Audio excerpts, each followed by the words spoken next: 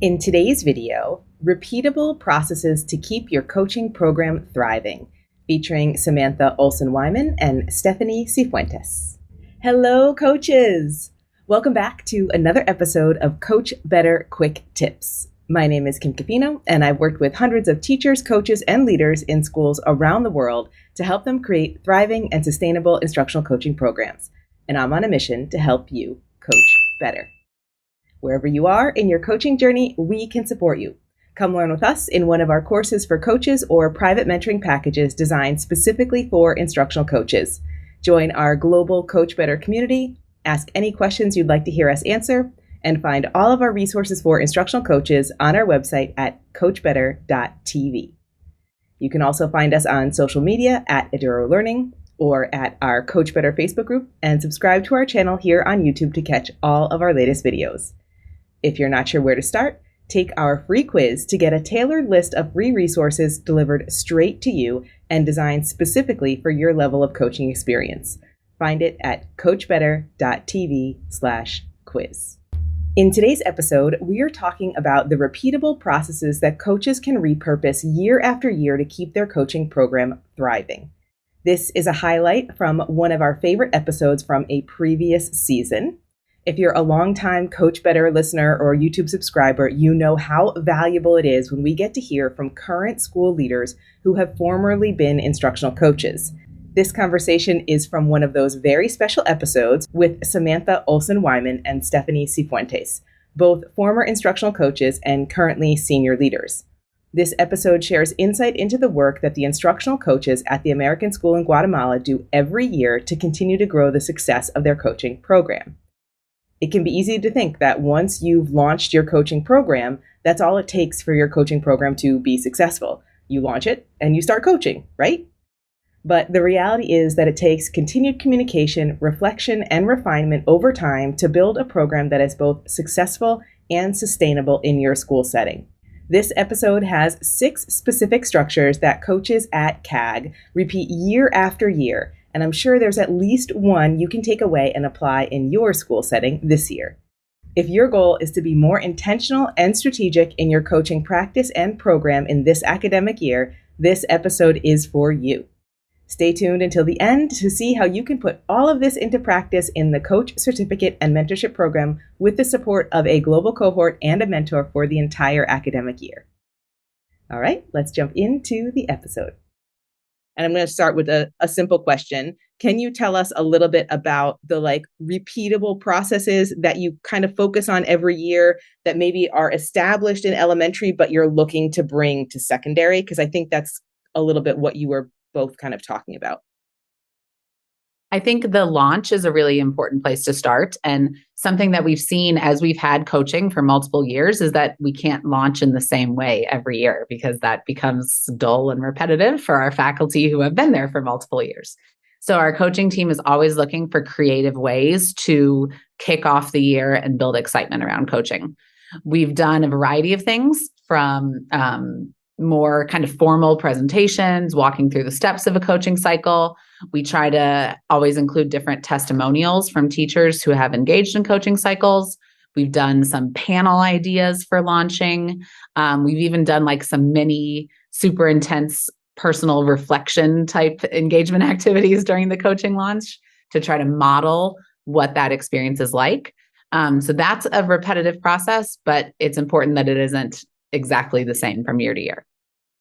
The coaching cycle dates and how that is structured has also modified a little bit from year to year, but that comes from a place of our different content areas function in different ways. So because of our dual language approach with literacy, there's not as many teaching blocks in a week when the coach might be able to join a reading lesson or a writing lesson because of how it's distributed between languages, whereas math might be every day. So we tried having different cycle lengths for different content areas for a while.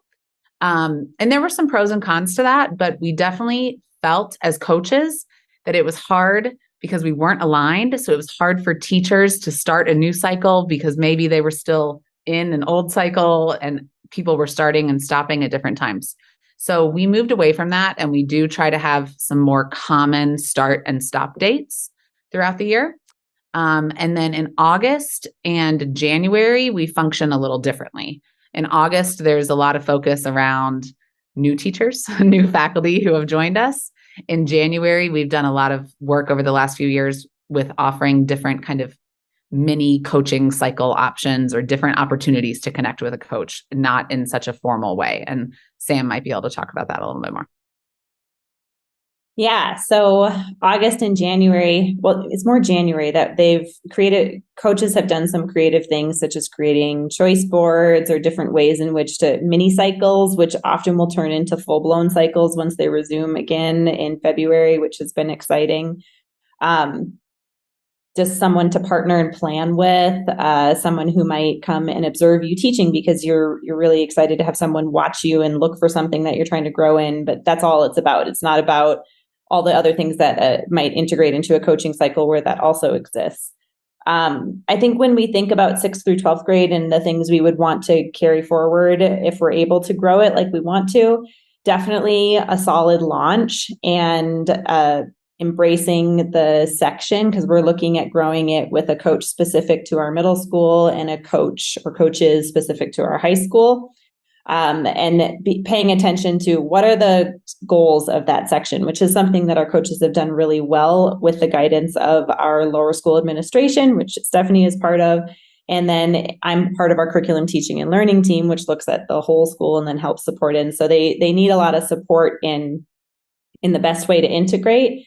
And then something that we really love in the lower school, both having been coaches and then getting to support coaches now in a different way, is the partnership around professional learning overall.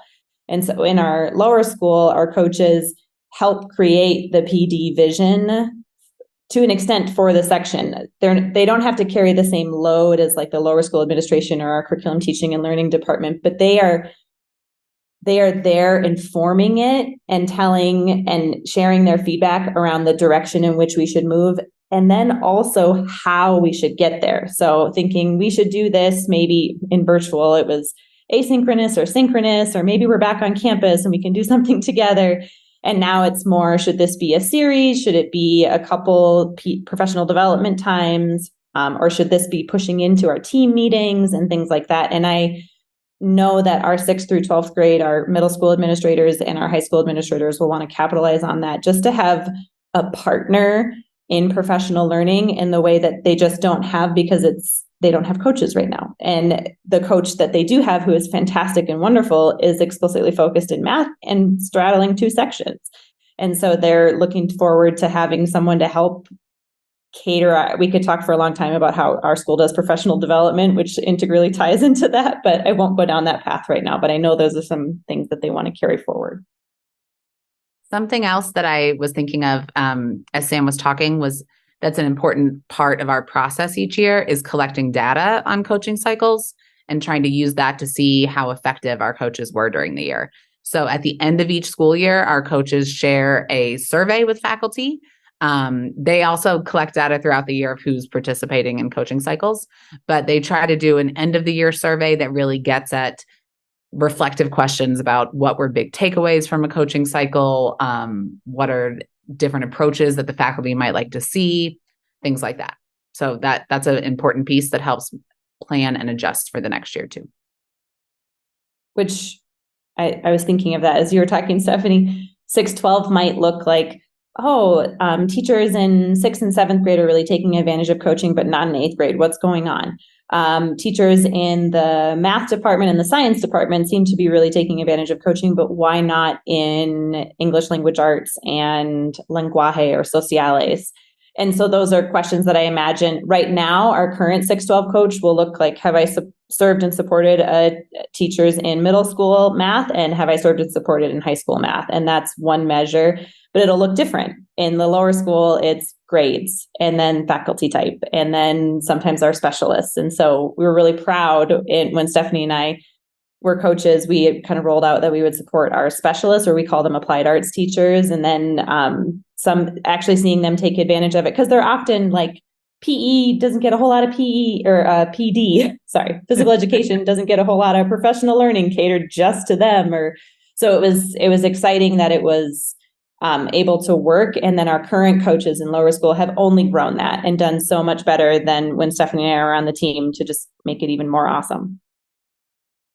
Thanks for watching this clip with Sam and Stephanie. I hope you found the conversation relevant and purposeful to your work. If you have been a long-time listener to the podcast or subscriber on YouTube, you already know that there are facets of your coaching program that you need to continue to refresh over time so you can make coaching sustainable. It's always helpful to hear the specific ways that coaches do this in their unique setting because every coach needs to find exactly what works in their school community. We talk about many of the examples highlighted in this episode in the Coach Certificate and Mentorship Program, because there are things that are going to work in many different school settings. In the Coach, we work through the Thrive model for sustainable instructional coaching, so you're focused on building a coaching culture within your school while you're developing your coaching practice as an individual coach. We use the 3 phases of the Thrive model, clarity, consistency, and community, to help you reflect on your practice and your program from both a macro and a micro lens, with a systems view to ensure you're building sustainability from the start. To dig deeper into the Thrive model, make sure to download the coaching program evaluation and watch the Thrive workshop.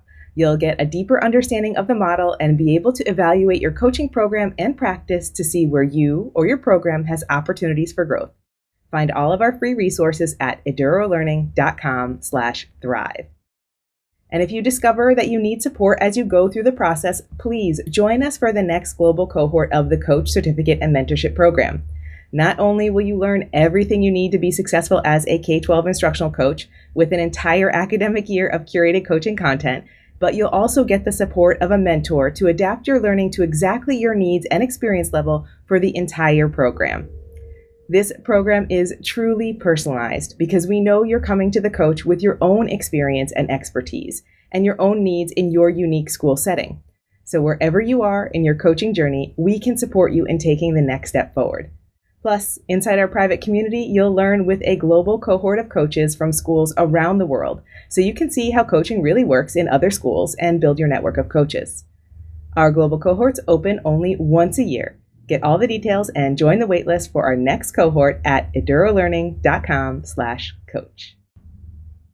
If you'd like a transcript of this conversation and all of our other resources for instructional coaches, head over to our website at coachbetter.tv to find the show notes for today's episode. And if you're curious right now and you have questions, please reach out. You can leave a comment below, you can join our Coach Better Facebook group, or you can find us on social media at Eduro Learning and send me a DM. I'd love to support you on your coaching journey. See you next time.